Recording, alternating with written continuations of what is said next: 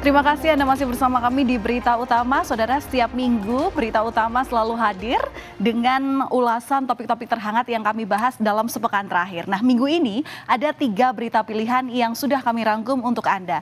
Langsung saja ke informasi pilihan yang pertama, Saudara, kematian Afif Maulana yang jasadnya ditemukan di bawah jembatan Kuranji, Padang, Sumatera Barat pada 9 Juni lalu kini masih menjadi misteri. Polisi bilang Afif ini meninggal dunia setelah diduga melompat dari jembatan saat polisi tengah melakukan penertiban tawuran. Namun, pihak keluarga justru menduga Afif ini menjadi korban penganiayaan oleh oknum polisi.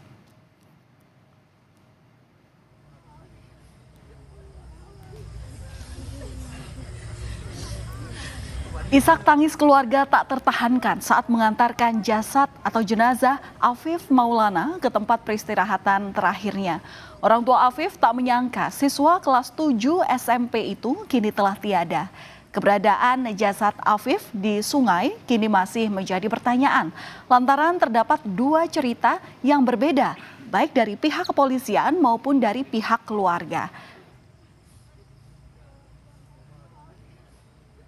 Dan inilah saudara saat penemuan jasad Afif di Sungai Batang Kuranji. Menurut teman Afif yang memboncengnya di hari kejadian, Afif terjatuh dari motor lantaran motornya ini ditendang oleh polisi yang tengah melakukan tindakan penertiban tawuran di sekitar jembatan Kuranji. Di antara para saksi ada yang menyatakan bahwa Afif ini sempat ikut dibawa polisi.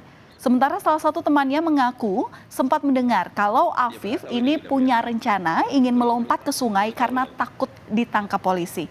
Meski akhirnya sang teman tak bisa memastikan apakah Afif ini benar-benar melakukan hal itu. Saat jasadnya ditemukan terdapat sejumlah lebam di bagian tubuh Afif. Keluarga Afif merasa ada kejanggalan atas kematian anaknya dan menduga Afif ini menjadi korban penyiksaan oleh oknum polisi lantaran ada luka lebam di sebagian tubuhnya. Selain juga posisi jenazah Afif ini di bawah jembatan yang dirasa mencurigakan, keluarga juga meyakini bahwa Afif menjadi korban penganiayaan.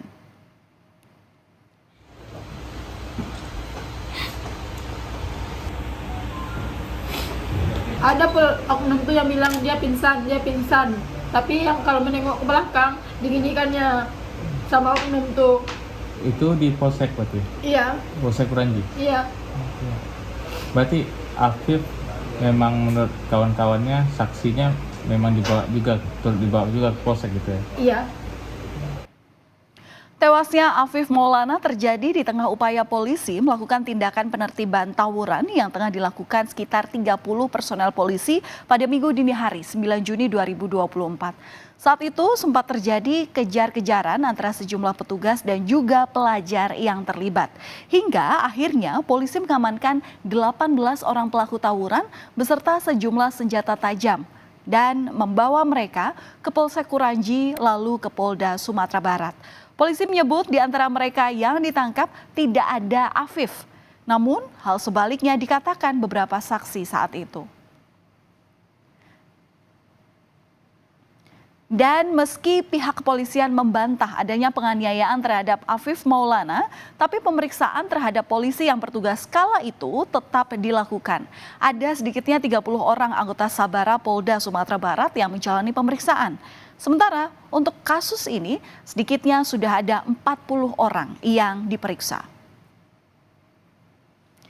Sementara tim Inafis Polda Sumatera Barat bersama dengan personel dari Polresta Padang melakukan olah tempat kejadian perkara di lokasi penemuan jasad Afif yang masih berusia 13 tahun itu.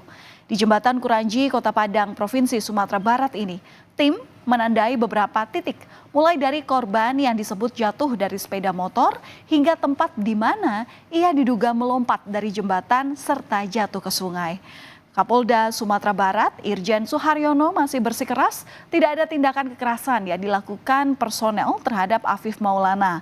Lantaran korban disebut tidak ikut diamankan ke Polsek Kuranji saat pembubaran aksi tawuran pada Minggu 9 Juni 2024 dini hari. Dengan lebam-lebam itu, saya sudah koordinasi konfirmasi dengan dokter forensik, memang orang yang sudah mati, yang sudah lebih dari, ya sudah 9 jam itu memang muncullah lebam-lebam mayat. Jadi terpisah antara bagaimana cerita yang ada di Polsek Kuranji dengan apa yang terjadi di atas jembatan itu. Karena di atas jembatan Kuranji itu kejadiannya, tetapi Afif Maulana tidak pernah ada di kelompok 18 orang yang dibawa ke Polsek itu.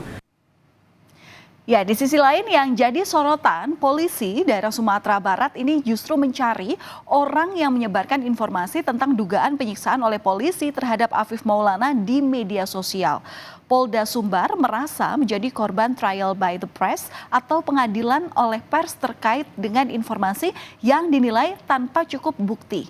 Sedangkan ayah Afif, Afrinaldi, merasa bahwa polisi sebaiknya fokus pada pengusutan kasus tewasnya putranya dibandingkan dengan mencari siapa penyebar berita soal kematian Afif.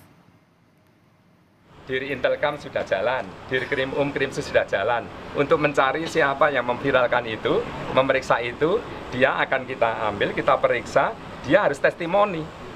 Apakah kamu benar melihat, kamu kok ngomong begitu? Kamu kan sudah trial by the press, sudah menyampaikan di press sebelum fakta yang sebenarnya, ada faktanya yang sebenarnya itu cukup bukti atau tidak, atau kamu hanya asumsi, atau hanya ngarang-ngarang.